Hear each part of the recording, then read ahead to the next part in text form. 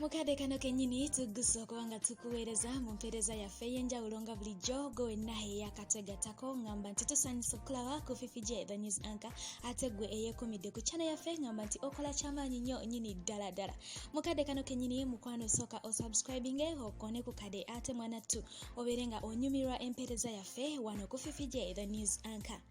Mu dakiika eno yennyini ndeseka mukwano era gwe wenna ali mulaavu naawe atalina ssuubi ate naawe eyamenyeka omutima tuula kalira tereera owulire ekyo kyengenda okubanga nkusoosotolera mu dakiika eno yennyini. Ndeese abalungi ababiri munagamba Fifi yabaki ne Karungi Jamila anti Karungi nga woolaba nti kalungi kakazi kalungi tekeesonyiikika byambwa weewaawo n'olwaleero nziguse mu dakiika eno yennyini mbeere nga nkakutuusaako n'omwami waako gwe nkuleetedde si mulala ye mwana muwala Karungi Jamila Kulumba ng'ali wamu n'omwagalwa we amanyiddwa nga Fahad Kulumba taata bulamu. Weewaawo mbakuleetedde nga njagala kuleetera ekifaananyi ekiri mu mukwano. Singa ojjukira gye tutandikidde emabegako abantu bano obalabye mu bifaananyi eby'enjawulo era okyabiraba. Bambala engoye ezifaanagana. Kikyoyiga mu ekyo oba kikuwaaki nti buli lw'obeera n'omwagalwawo nga muteesa nga mukkaanya nga mukwatagana nga mukolagana ebyo laavu byekola. Abasajja bamu mweteekamu olunkulu, amampaati, akajanja, emyekozo n'olutinkotinko ne mbeera nga mugamba nti temwagala kwambala bye bimu ne mukazi wo. Naye ate mwanattu kino kyongera credit ku laavu yammwe. N'abo bonna babalaba eyo ku mabbali bongera okubeegomba mubeera nga musikiriza abato abajja mu laavu. Buli omu aba agamba njagala kubeera ng'abo Bakulumba era ng'abo balaba eddakiika eno yennyini. Bano nno bambala bifaanagana ebiseera ebisinga ate bw'oba obeetegereza tebabeera mu kifo kimu mu bifaananyi byabwe, ebifo byabwe bikyukakyuka. Ekyo kikuwa kyakuyiga ki? Kikulaga nti omwagalwa bamutwalako out. It doesn't matter oba akufumbidde emyaka emeka kubanga oba ojjukira bulungi bano ababiri embaga yaabwe yaliwo mu mwaka gwa 2017 nga gutandika mu mwezi ogwa January. Naye ate bw'oba obalaba oyinza olowooza beerabye eggulo. Ebintu bino bizza laavu obuto oba kitegeera. Kiriza emisuwa gyo gitambule, kiriza emisuwa gyo gisimulule. Obalaba nga bali ku lubalama lw'ennyanja ebyo laavu byekola. Ndowooza olaba outfits zaabwe, they try to match ne babeera nga bali ku point. Nze nkyayagala nnyo okuwa example nga nkozesa abantu bano kubanga mu butuufu bw'otunuulira obulamu buno tubeeramu omulundi gumu, tebuyina second chance. Bw'ogwa n'osimattuka n'ofa ne bakuyingiza wansi eyo ne bakumalirako ettaka, mukwano tolidda oba okitegeera. So kozesanga akadde konna k'oba ofunye ng'olina omwagalwa oyo, omwagala ebituufu, omwagala ebyaddala, omwagala ebisukkulumye ku abalala. Oba ontegeera bulungi. Kati bano ababiri bambi kye bakola beeyagala ebisukkulumye ku byabalala. Ndowooza okiraba omwami asitula ku mukyala. Oyinza okuba nga gwe omwami wo omukyala we tomusobola azitowa, naye olina ekirala ky'osobola okumukolera at least ekimuleetera okuba nga awulira special n'amanya nti naye alina akafo ak'enjawulo mu mutima gwo.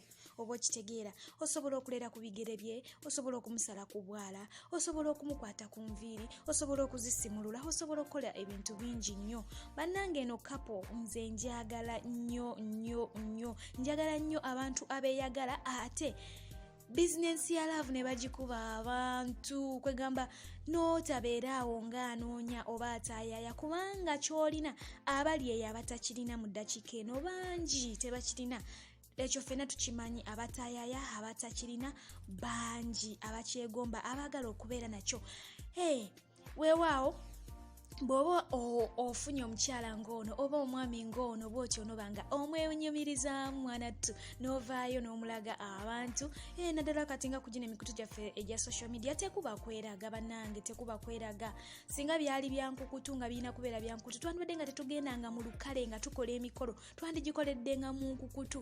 Naye tuvaayo emikolo ne tugikolera mu bantu, n'oyita abantu ab'enjawulo, abanene n'abatono, abeeru n'abaddugavu, abawanvu n'abampi, bonna n'obayita bajje ku mukolo gwo bakulabe nga bwonekedde oba okitegeera. So kati ne wobanga omwagalwawo omukuba abantu ako kaba kabonero akalaga nti gwoyagala gwe wasibirako gwe wapakingira gwe wawa ebibyo byonna yatambuza obulamu bwo.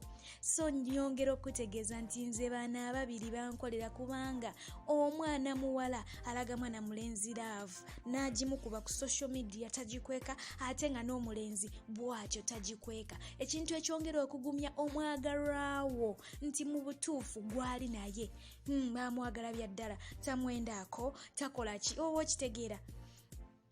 Kyongera obwesigwe oba obwesigwa mu muntu oyo gwoba oyagala.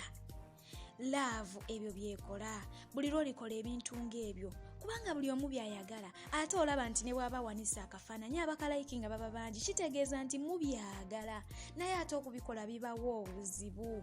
Mbadde saagala bamikwano ebintu bino bibawo obuzibu mubeere nga mubiteeka mu nkola mubeere nga mubikolera ddala. Omwagalwa muteese kiki kye munaayambala si nti kyoba kya buli lunaku mwambale bifaanagana no naye once in a while mukikoleko nti oba mugenda ku mikolo musalewo okwambala ekintu ng'oli ne waba batunuulidde tabuuza nti are you guys an item nga kyeyogera bweyogerezi kyokka nti bano baagalana.